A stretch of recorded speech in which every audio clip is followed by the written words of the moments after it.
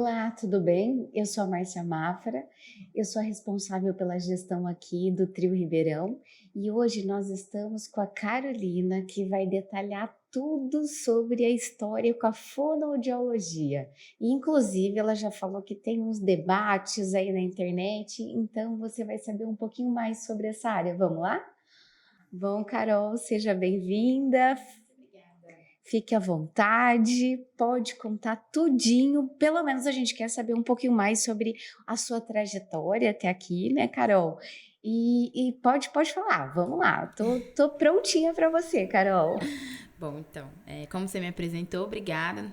Primeiro eu queria agradecer a oportunidade de vocês estarem me dando aqui para poder falar um pouco de mim, do meu trabalho, né, da minha trajetória, que não é muito comprida ainda, né? Ainda, Carol, Ainda. ainda. Eu sou formada já há 5 anos. Eu me formei em Bauru, pela Universidade de São Paulo. Eu ingressei aí na fonoaudiologia em 2014.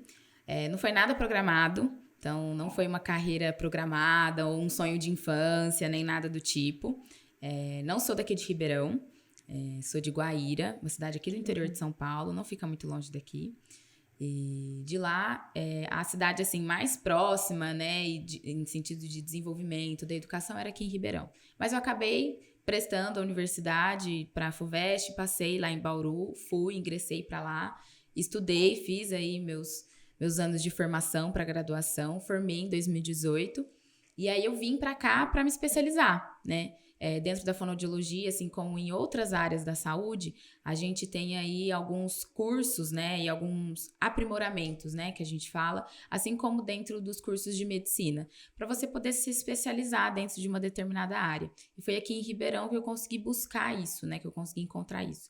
Claro que tem aí em outros lugares espalhados aí pelo Brasil inteiro, mas aqui em Ribeirão e também eu acho que aqui conseguiu encaixar outras questões, assim, também com proximidade com a família, que estava bem mais próximo, né, dos meus pais, da minha família, quem que eu deixei lá em Guaíra.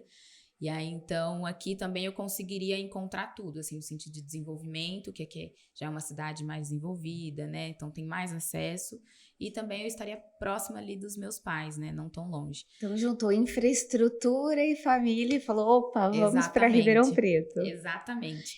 Eu vou aproveitar que você falou, é um assunto que às vezes amedronta, né, as pessoas mais jovens. Uhum. Ai, olha, eu vou para a faculdade, eu vou ficar distante, né? Você Sim, falou que você vem de uma cidade pequena, Guaíra, né? sim, E ir para Bauru já foi um desafio, que dirá para vir aqui para Ribeirão, né? sim. O que passou na sua cabeça, Carol? Me conta, como é que foi esse sentimento de esse primeiro passo de se distanciar da família? Sim. Na verdade, acho que, como você até mesmo iniciou, é algo que amedronta a muitos, principalmente os jovens, né? Que Sim. estão saindo ali do ninho familiar, então de um contexto muito confortável, do qual a gente viveu ali muitos anos da nossa vida, e aí a gente tem que bater asas, né? E na maioria das vezes num lugar muito estranho, muito longe da família, aonde a gente tem assim um baixo acesso de poder voltar com muita frequência para casa, né, para visitar aí os amigos da época do colégio, né, os pais e outros familiares. Aí às vezes até algumas pessoas que deixam até namorado para Sim. trás, né, para poder viver esse sonho mesmo de cursar uma universidade, né? Porque apesar de, né, hoje a gente ter aí muitos meios de acesso para o ensino superior, ainda assim é um privilégio para muitas É. pessoas. Então, para mim, com 17 anos, que eu saí de casa com 17 anos, eu acho que eu tive um amortecimento porque eu tenho uma irmã mais velha. Sim. Então, eu vivi esse processo de ver ela saindo de casa, porque a gente tem 3 anos de diferença. Então, eu vi ela saindo de casa, então eu entendi que, nossa, eu acho que eu vou passar por isso também. Então, foram 3 anos para que eu me preparasse para isso. E os meus pais também, muito cuidadosos, eles puderam me preparar para viver esse momento, entendendo que tudo que estava ao alcance deles, eles fizeram para que exatamente quando chegasse nesse momento, eu pudesse ter o mínimo de bagagem para poder me mudar e, assim, passar por essa fase da forma mais saudável possível. Não que não vai ser difícil, que não vai ter adaptações, que não vai ter períodos de sofrimento, porque é difícil, mas é algo necessário, né? Pra gente poder se entender como pessoa, entender o que a gente quer, o que a gente não quer, porque a gente está numa zona muito de conforto, Sim. né? No momento que a gente, às vezes, está sem conseguir se decidir, então a gente tem ali o apoio do pai ou da mãe de falar, não, acho que você tem que fazer isso, acho que você tem que fazer aquilo, mas numa outra cidade, num outro contexto, com pessoas que você nunca conviveu na vida, onde é você por você, então você tem que tomar aquela decisão, você tem que entender aquilo que você quer, você tem que entender verdadeiramente quem que é você, né? Então, é difícil. Eu vou aproveitar a sua deixa, então eu vou falar que tem 3 pontos aí que são relevantes, né, para quem é novo e está começando uma carreira nova, né? Sim. Então, a gente precisa se preocupar um pouco com a cultura familiar, né? Sim, com certeza. Que você comentou que a sua família, ela te apoiou, ela conseguiu preparar um pouquinho mais você, que você teve a inspiração da sua irmã mais velha. Sim. Essa questão da zona de conforto, que aí a gente, né, quer ou não quer, vai ter que se jogar. Com certeza. E a terceira em relação a sonho, né, Carol? Eu vou contar um pouquinho da minha história, né? A minha família vem de uma usina, né? Então, meu pai trabalhou 35 anos, a minha irmã, ela tá até hoje lá, mais de 30 anos trabalhando nessa usina. E dentro dessa cultura de usina, eu acho que foi um pouquinho diferente da sua, né? A minha, eles queriam que continuasse no ninho, sabe? Sim. Então, meus pais, as minhas irmãs não tiveram coragem de prestar uma faculdade pública. E aí fizeram uma particular. E quando eu falei que eu ia embora, que eu ia fazer faculdade, que eu ia prestar, foi o contrário. Não precisa, o pai te ajuda a pagar uma faculdade particular. Para que ir tão longe? E a minha família é de Sertãozinho, né? Então, se legal. você olhar Sertãozinho para Ribeirão, não é tão longe assim, né? Não. Por exemplo, hoje eu vou visitar minha mãe em Sertãozinho, 15 minutos. Sim. Eu chego na casa da minha mãe, né?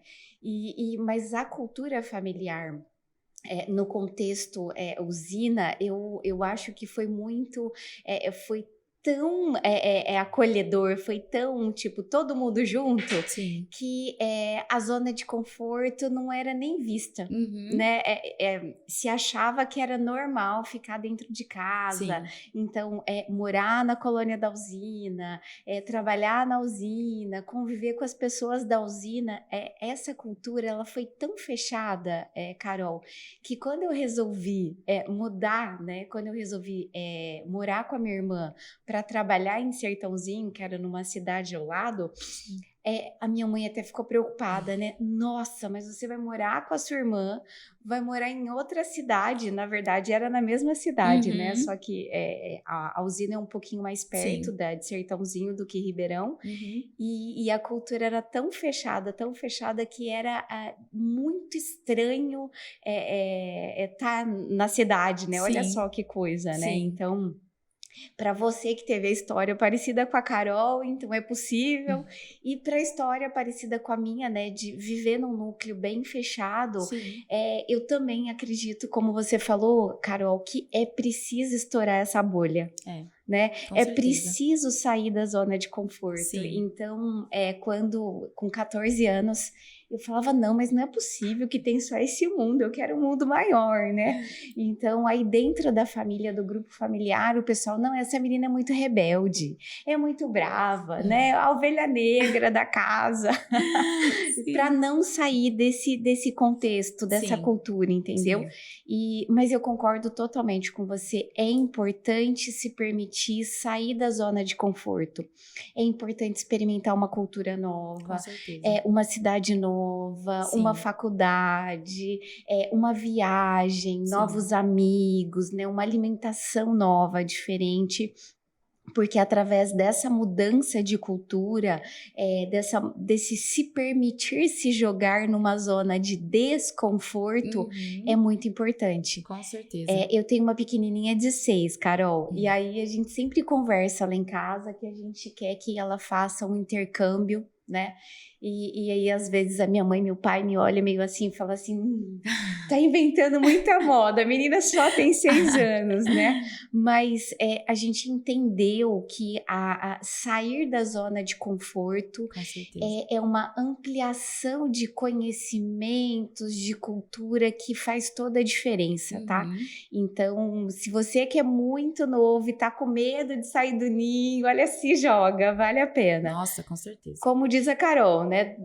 Tem dor, tem sacrifício, tem desafios, só que essas dores, elas são importantes para quando você tiver um pouquinho mais velho, né? Então, isso vai fazer a diferença, né, Carol? Nossa, sem dúvida, sem dúvida. E agora, a gente está na terceira opção aí, que é a questão do sonho, Carol. O que você sonhava para sair de casa, né? Porque eu sei que a sua irmã te inspirou a ir para uma faculdade pública. Sim. O que vinha na sua cabeça, né, antes de ir para a faculdade? Bom, então, para mim, né, muito diferente dessa perspectiva, né, que você vivia dentro de casa. Então, tanto para mim quanto para minha irmã, era muito comum, era muito familiar esse sonho de sair de casa, de buscar a independência. Porque tanto para o meu pai quanto para minha mãe, para eles era muito importante essa trajetória de tentar fornecer para nós duas algo muito melhor do que eles puderam viver na vida deles. Então, para eles que nunca tiveram essa possibilidade de sair da cidade pequena, de poder estudar, de poder viver outras possibilidades de vida, então eles sempre alimentaram esse sonho na gente. Então, a minha irmã foi primeiro. Minha irmã é enfermeira, formada aqui pela USP de São Paulo, no campus de Ribeirão. E aí, assim que ela saiu, eu entendi que eu precisava desse sonho também. Eu precisava de um sonho, não necessariamente dentro da enfermagem, mas eu precisava buscar o meu sonho de independência, né? Mas que fosse meu. Nada é tão nosso quanto os nossos sonhos, né? Sim. Então, eu comecei a pensar aí dentro da minha trajetória o que seria possível para mim, dentro da minha realidade, conseguir aí trilhar um caminho de independência, né? Para ir conseguir, talvez, trazer aí alegria para os meus pais, porque eu acho que o foco maior de tudo, no fundo, é trazer alegria para os nossos pais, né? Assim, ainda mais vendo a nossa trajetória familiar, os sacrifícios que foram feitos para que a gente pudesse alcançar os nossos sonhos.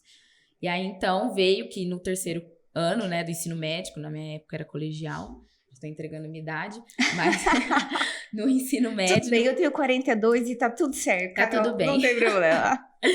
E aí, então, no último ano, eu tentei ser um pouco prática, assim, no sentido de tentar elencar aí o que eu sentia que eu tinha mais facilidade e que no futuro poderia me agregar no sentido de não me faltar emprego no mercado de trabalho. Então, a área de exatas, nem pensar, porque eu nunca fui fã da área de exatas. Nunca fui fã, nunca tive habilidade. Então, assim, isso pra mim já estava descartado. O sonho da medicina eu nunca tive, apesar de ter muitas pessoas de ter esse sonho da medicina, eu achar muito bonito, mas eu nunca tive o sonho, né, da medicina. Então, pra mim, se fosse atrás buscar esse sonho, pra mim não faria sentido de viver esse sonho. Mas pra mim parecia algo, assim, familiar, trazer algo dentro da saúde mesmo, da área da saúde. Porque é algo que sempre está em evidência, é algo que sempre precisa, é algo que sempre tem demanda. E aí, então, fui tentar buscar cursos que pudesse aí me agregar. E aí, dentro da área da comunicação, eu entendi que, nossa, poxa, acho que a fonoaudiologia vai poder me agregar, né? Então, essa coisa de ter facilidade de me apresentar em público, trabalhos aí de seminário, eu falei, poxa, acho que talvez aí essa coisa pode ser que me encaixe. E aí, foi assim que eu ingressei para a fonoaudiologia. Olha, que delícia. Então, que bom que você teve uma base, né? Você sabia o que você não queria. Eu não queria a área das exatas, né? E aí facilitou para você tomar essa decisão. Com Então, certeza. para quando uma pessoa não saber por onde começar, olha primeiro, descarta aquilo que você não quer, né? Sim. Descarta, coloca de lado e depois você olha o cardápio. Sim. Quais são as possibilidades dentro do cenário que você tem hoje disponível, descartado que você não gosta, para começar a mapear, né? Sim, com certeza. A minha decisão, Carol, foi vinculada a esse novo mundo, né, que eu comentei para você, que então eu quis morar com a minha irmã, para trabalhar muito cedo. Eu comecei a trabalhar com 14, porque o meu sonho era não depender de alguém financeiramente. Era só esse. Então eu olhava e falava assim, não, mas aqui na usina, né, eu vou depender de alguém. Não que eu não gostaria de trabalhar lá, sim, né, Sim. porque eles me inspiravam, mas eu falava, não, mas aí eu vou ter que depender. Não, eu não quero, eu quero ser independente financeiramente. Sim. Foi essa estratégia minha de vida com 14, né, só com 14 anos. E aí depois, a hora que eu comecei a trabalhar, eu fui trabalhar numa escola de informática que dava aula de DOS, Windows, começo do Windows, né? Então aí denuncia a minha idade mesmo, né? E aí, para mim foi muito gostoso, porque era um assunto da moda, né? Então, poucas pessoas sabiam datilografar, poucas pessoas sabiam o que era mexer no computador, abrir o computador. Então, aí me aguçou, né? Nossa, que legal, né? E lá eu trabalhei por mais de 8 anos e quando eu aumentei esses contatos, né? Então, essa é uma outra dica. Quando você não sabe o que fazer, no mínimo, aumenta a sua rede de contatos, de conversa, networking, né? Porque através dessa rede, ela começa a te alimentar de informações, de ideias, informações essas que você começa a falar, opa, acho que eu posso fazer também, né? Sim. E aí me apareceu a oportunidade de trabalhar numa faculdade. Olha, que bacana. E aí eu falei, bom, trabalhar numa faculdade, quem sabe eu consigo uma bolsa e aí muda meu cenário. Então, estava formando uma faculdade nova na cidade e aí eu recebi o convite para trabalhar na secretaria, na área acadêmica. E aí eu gostava muito de ler, de estudar, então isso me chamou a atenção. E eu fui trabalhar na faculdade e em contrapartida eu pleiteei a bolsa. Então eu trabalhava meio período, né? E meio período eu estudava. E eu ganhei essa bolsa, então eu entrei na administração para fazer faculdade. Como? Né? Meu sonho era independência financeira, porém a graduação foi porque realmente tinha uma bolsa e eu assumi e comecei a gostar, comecei a me envolver, então me encantou muito. E em menos de um ano trabalhando na área acadêmica lá, eu percebi que era uma coisa que eu gostava muito, mas recebi um convite para trabalhar como estagiária no banco. Aí foi a segunda barreira que eu tive que enfrentar familiar. Por quê? Porque para minha família, ser estagiário era uma coisa para baixo, entendeu? Sim. Então, não, meu Deus do céu, tem certeza?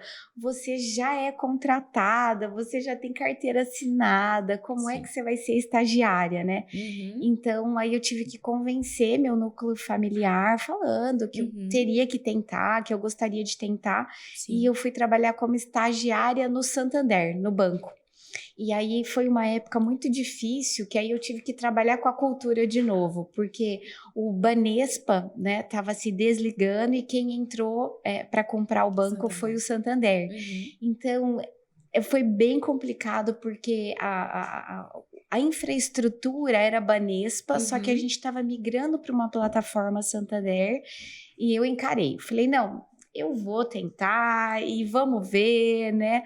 E aí o pessoal de casa ficou bem aflito, né? Tipo, e agora, né? Vai ser estagiária, e se perder o estágio, né? E se não for contratada?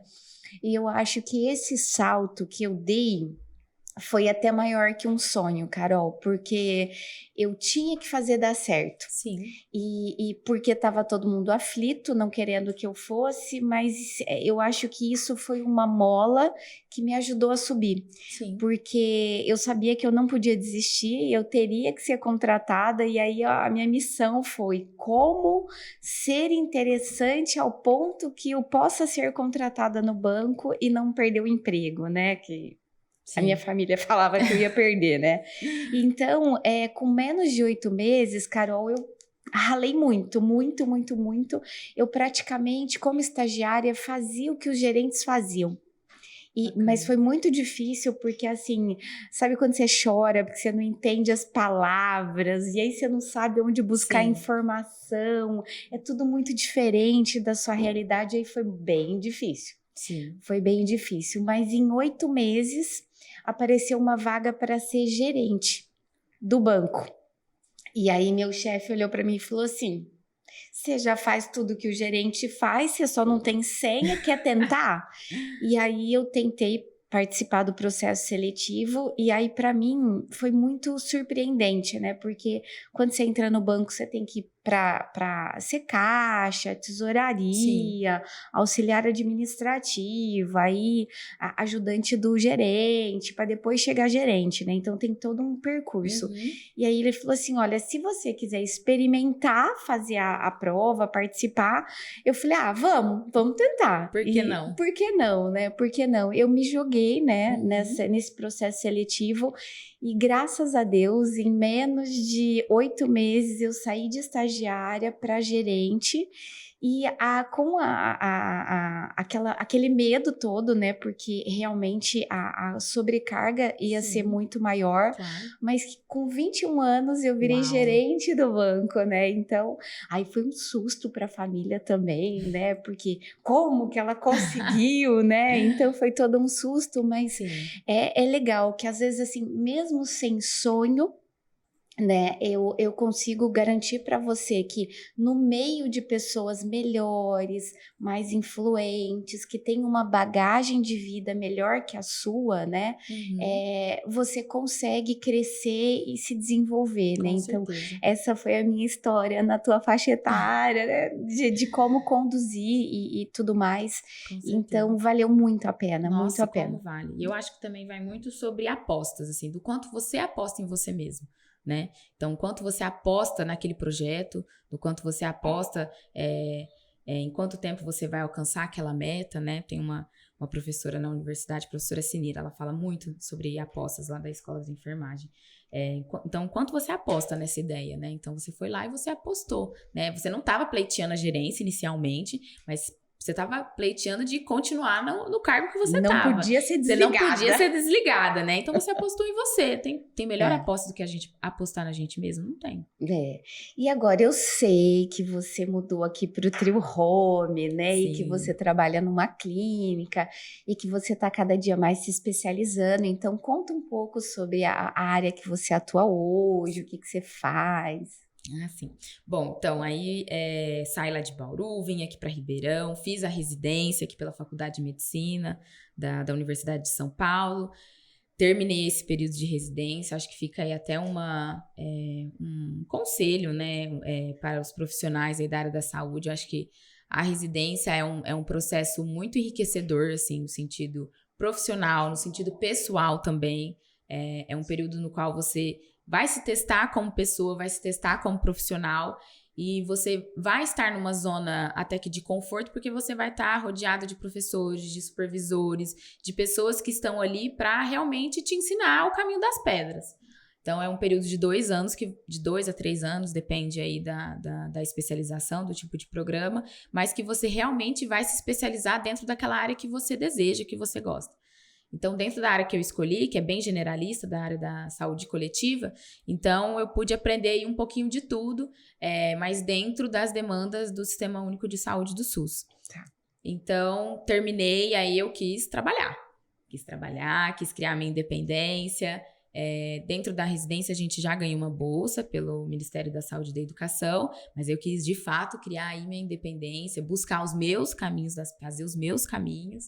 E aí eu fui trabalhar. Trabalhei por clínicas aqui, trabalhei em Sertãozinho também, Olha que legal. trabalhei aqui em Ribeirão, lá, mas o sonho nunca foi voltar para minha cidade. Sempre foi alçar novos voos. E não que o sentido não seja de tentar retribuir aquilo que a cidade um dia me forneceu, muito pelo Sim. contrário. Mas por ser mesmo um sonho meu, um sonho da minha família, de sempre a gente tentar buscar para fora, tentar buscar novos voos, né? E talvez não que um dia, às vezes, eu não possa voltar, né? E aí, então, depois de todo esse tempo de investimento, acho que profissional no sentido de me sentir, de me dosar e de me avaliar como profissional, né? Dentro de diferentes ambientes de trabalho, diferentes perspectivas. Aí eu comecei o mestrado no ano passado. Estou fazendo mestrado pela Faculdade de Odontologia aqui de Ribeirão. E aí estou conciliando junto agora com a clínica que eu estou trabalhando, a clínica Sinapse. Na clínica a gente tem aí a frente de fonoaudiologia e de fisioterapia. com o intuito da nossa família cuidar da sua família. Então, ali a gente tem o intuito de cuidar desde dos pequenos, né, na área da fonoaudiologia, até aí a prevenção aí para a terceira idade com a fisioterapia. Então, agora eu tô mais focada nisso, assim, atendendo só mais os pequenos e com a correria lá do meu mestrado. Ah, eu imagino. Então, vamos falar dos pequenos um pouquinho, né? O que você foca na condução? Como é que uma mãe consegue identificar que precisa buscar uma fono? Conta um pouquinho disso, Carol. Sim. Bom, então, vamos lá. Hoje, a gente recebe muito essa demanda, principalmente depois desse período muito sério que passou da pandemia, né? Então, teve aí um aumento muito grande aí dessa demanda nos consultórios, nas clínicas, nos serviços de saúde em geral, em relação ao desenvolvimento infantil num todo. Ah, eu imagino. O desenvolvimento infantil, principalmente nos primeiros anos de vida, ele é muito crítico, né? Então, essa criança ela ainda está em formação. A formação ela não termina somente ali no período intrauterino, né? Que está na barriga da mãe. Então, ele ainda continua nesse período ainda aí nos primeiros anos de vida, principalmente na primeira infância, aí até os 5 anos, 6 anos de idade, né? Que aí entra outro período muito crítico, que é a alfabetização, que muitas crianças sofreram muito nesse período de pandemia com as aulas online, com as atividades remotas. Então, assim, foi um período muito crítico. Então, hoje chega pra gente uma família muito aflita, que não sabe muito bem por onde começar, por onde estimular, o que estimular, como estimular. Então, são crianças que ficam muito expostas a tempo de tela. Então, crianças cada vez mais cedo, então, a partir, às vezes, até de 6 meses, 8 meses, já expostas a muito tempo de tela, tablet, televisão, celular.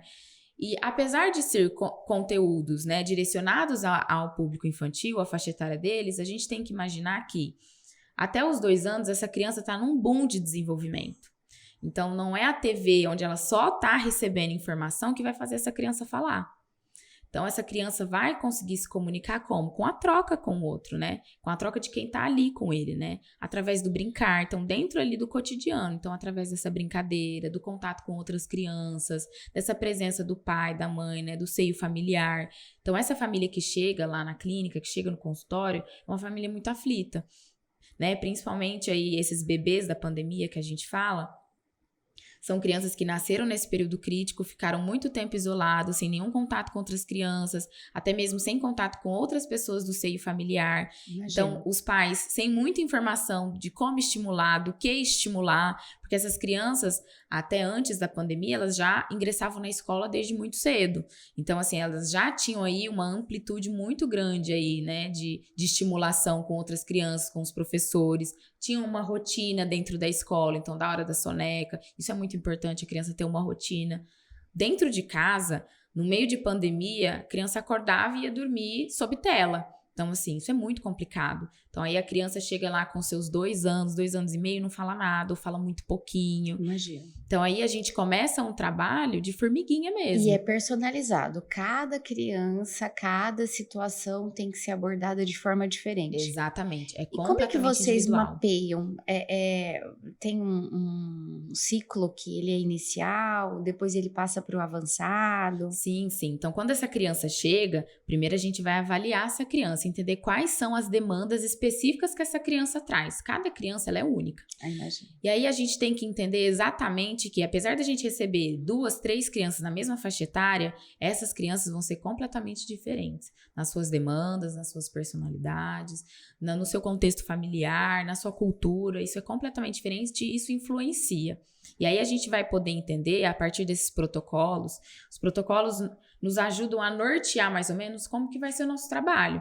Então, assim, dizer por onde a gente vai começar. Então, o que exatamente está em defasagem naquela criança que a gente vai precisar trabalhar um pouco mais e o que não está, o que está legal, o que está dentro do esperado para a idade, o que não está dentro do esperado. Ah, então tem essas janelas da idade que a gente vai ter que se preocupar um pouquinho mais. Exatamente. Então, tem esses testes, esses protocolos que avaliam não somente a fala em si, então aquilo que a criança emite, mas também a linguagem. Então, a linguagem propriamente é aquilo que ela compreende, todo esse processamento. Então, a compreensão, o que ela está apreendendo de tudo aquilo que ela vê, escuta do meio. Exatamente. Então, a gente tem que ver exatamente de tudo isso que ela está entendendo do meio, absorvendo do meio, vivendo do meio, das experiências que ela está vivendo, o que ela está conseguindo reproduzir. Então, através da brincadeira, do lúdico, a gente consegue ver tudo isso. Então, aí, através disso, a gente vai conseguir nortear o nosso trabalho. Conseguimos nortear o trabalho, a gente vai conseguir, junto com a família, porque a família é assim, o 90%. É o 90%. A gente ali com a criança, seja 40, 50 minutos da sessão, mas a família que tá ali 100% com a criança durante a semana é toda a terapia. Porque essa família é o que tá com essa criança desde a hora que acorda até a hora que dorme. Eu imagino. Então, assim, a estimulação que a gente faz ali dentro, né, do atendimento, a gente também consegue dar essas orientações para os pais para que eles consigam expandir isso para o dia a dia.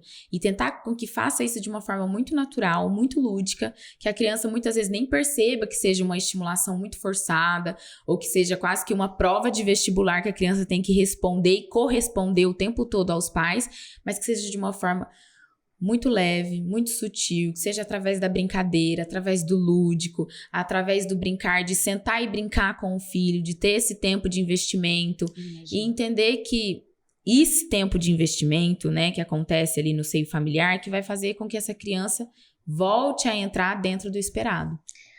Carol, eu vou aproveitar a deixa que você está comentando,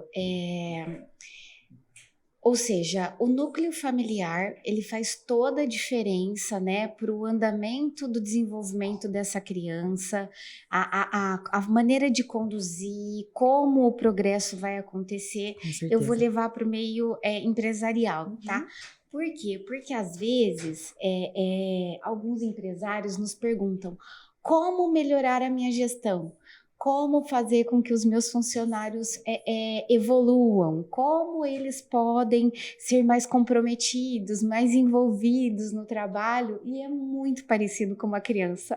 Eu costumo dizer que vocês têm vários bebês dentro da sua operação, dentro do seu departamento, dentro da sua empresa, todos extremamente carentes, todos querendo muita atenção, e aí é igualzinho, você está comentando sobre o processo da fono, é muito parecido dentro de uma empresa.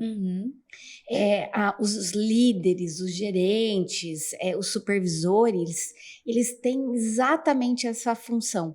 Precisa acompanhar o processo todo, entender aonde está a dor, como está o meio, como é que está essa cultura do meio, como é que estão os protocolos de trabalho, os processos em andamento, para que essa equipe engaje, para que essa equipe ela melhore o trabalho, ela aumente a performance. Exatamente. Porque senão, Carol, acontece do mesmo jeito, entendeu? Por quê? Porque quando essa pessoa ela está dentro do trabalho, ela é o natural dela, ela se entrega e ela faz toda a operação acontecer. Só que o consultor, a pessoa que presta assessoria, a pessoa que vai lá para capacitar e para treinar é só 10%. Entende? 90% do resultado depende daquele grupo, depende da entrega do envolvimento, tanto da liderança quanto da equipe operacional, para que a performance produza. Sim. Entende? É muito parecido no meio empresarial, não tem como. A gente acaba achando semelhanças, né? Sim, Mas sim, é exatamente isso. E também eu acho um ponto muito importante da gente entender o momento que nós precisamos de parcerias no nosso trabalho. Então, assim, só eu como fonoaudióloga muitas vezes não dou conta de fazer e cuidar de todas as áreas e de todas as demandas que uma criança precisa. Então, tem momentos que eu, como profissional, eu preciso ceder e eu preciso avaliar o bem-estar daquela criança e compreender que, olha, até aqui eu consigo fazer, até aqui é a minha área, até aqui eu consigo atender as demandas dessa criança, dessa família, mas tem outros aspectos que essa criança precisa ser atendida, essa família precisa ser atendida. De outros profissionais, e aí outros né? profissionais entram em cena. Olha, que maravilha. É muito importante mesmo, Muito. Porque hoje a gente precisa muito de uma equipe multidisciplinar para entregar um resultado com muita qualidade, Sim. né? E aí você tinha me contado que tem uns babados na internet aí, né? Então deixa eu já aproveitar e entrar nessa linha. Carol, o que está acontecendo nesse meio aí que você falou, Márcia? Chamou tanta atenção que ficou. O que aconteceu? Ai, agora, apesar de que agora, assim, né, agora tá muito em evidência, né, no mundo do pop, todas essas coisas que tá acontecendo aí, né, no mundo do pop, com Luísa Sonza e Chico, e músicas e álbum e tudo mais, né, mas eu acho importante a gente voltar aqui um pouquinho e desmistificar algumas coisas da minha área, né? Ai, ótimo, Porque ótimo. tem alguns mitos, né, que às vezes as pessoas acabam falando e por pura falta de informação mesmo, enfim. Sim. Que é importante a gente colocar aqui, né? Pelo menos na minha cidade, em Guaíra, se falava muito, assim, os antigos falavam muito. A minha avó falava isso, né? Ah, e água de arroz faz o menino falar. Não, água de arroz não faz ninguém falar, pelo amor de Deus. Ai, colocar um pintinho pra piar. Não, isso não vai fazer ninguém falar. Não coloca nenhum pintinho na boca de ninguém pra falar, pelo amor de Deus. Por favor. Ah, e o meu filho, um raio passou um dia, ele começou a gaguejar. Não, isso não acontece, pelo amor de Deus. A gagueira, ela tem todo um histórico familiar, tem a gagueira do desenvolvimento também, que é essa fase dos 2, 3, 4 anos, que a criança tá numa explosão de desenvolvimento, às vezes é comum ela aparecer e depois ela desaparecer. E tem a pessoa que tem a gagueira mesmo, essa disfluência no discurso, essa descontinuidade, que essas irrupções aí, tem essas precipitações aí na fala, e isso tem tratamento, não tem cura, mas tem tratamento, tem como suavizar aí essa fala e tudo mais. Tem tantos mitos, muitos, assim, uma infinidade de coisas. Então, acho que o principal é essa coisa de, mas essa coisa do, tem 2 anos e meio, acho que ainda tem muito tempo para falar. Não, gente, pelo amor de Deus, com 1 ano já tem que estar falando. Pelo menos o básico, mamãe, papai. Claro que não vai ser o mamãe, vai ser o mamá, papai. Quer papá? Papá. Esse, bicho, bicho. Vai ser isso. E tá ótimo. Tem que ser essas palavras do cotidiano mesmo. Entendi. Fez 2 anos, não tá falando, é normal. Tá tudo bem. Não tá normal, não. Você precisa respeitar essa janela do aprendizado, do desenvolvimento, senão isso pode gerar sequelas, né? Exatamente. A mesma coisa no sentido da aprendizagem. A gente escuta muito de, ele não lê porque ele tem preguiça. Não, ninguém não lê porque tem preguiça, porque tem dificuldade. Ele não fala porque tem preguiça. Ninguém não fala porque não tem preguiça, é porque não tá conseguindo falar. Alguma coisa tá acontecendo aí nesse processamento que essa criança não tá conseguindo emitir aí. Então, a gente precisa ver, né? Dentro da aprendizagem, a gente escuta muito isso. Ele não faz a tarefa porque ele tem preguiça. Ele não pega no lápis porque tem preguiça. Ele troca as letras lá na escrita porque tem preguiça. Não, gente. Essa história da preguiça não existe. A gente precisa entender por que essa criança tá com essas dificuldades. Tô achando que o pai é que tá com preguiça de pensar e de se envolver no problema da criança, hein? Olha... Carol, infelizmente a gente tá chegando ao fim. E aí você viu como passou rapidinho? Passou muito rápido. E aí você quer deixar alguma dica, algum pedido, algum comentário? Bom, eu acho que, primeiro agradecer o espaço, me senti super à vontade, muito obrigada pelo convite. Segundo, gostaria de convidar aí todo mundo, quem quiser, poder conhecer lá o nosso espaço, a Clínica Sinapse, fica na Rua Mário Roxo, número 88. Não só temos aí a fonoaudiologia, né, para cuidar das nossas crianças, mas também temos a fisioterapia, então temos serviços de pilates, temos a academia também com o personal trainer, e também nós temos aí para os idosos a prevenção aí para a terceira idade, né, para a gente conseguir aí envelhecer melhor e mais saudável, né, para aproveitar melhor aí esses anos bons da vida, né. Então é isso. Que bom. Gratidão pelo seu tempo, pela sua disponibilidade. Olha, tão madura, com pouca idade. Olha só que delícia. Foi muito bom o nosso papo aqui. Foi mesmo. Então, gratidão, tá? Obrigada. Olha, pessoal, que delícia. Diz a Carol que tem pouca idade, né? Mas olha só a bagagem dela aí, o quanto ela se pronuncia muito bem, um pouquinho das vivências que ela teve. Então, gratidão aí pelo seu tempo também. Se você não se inscreveu no canal, se inscreve, comente, compartilhe. Foi um prazer estar aqui com vocês também. Obrigada.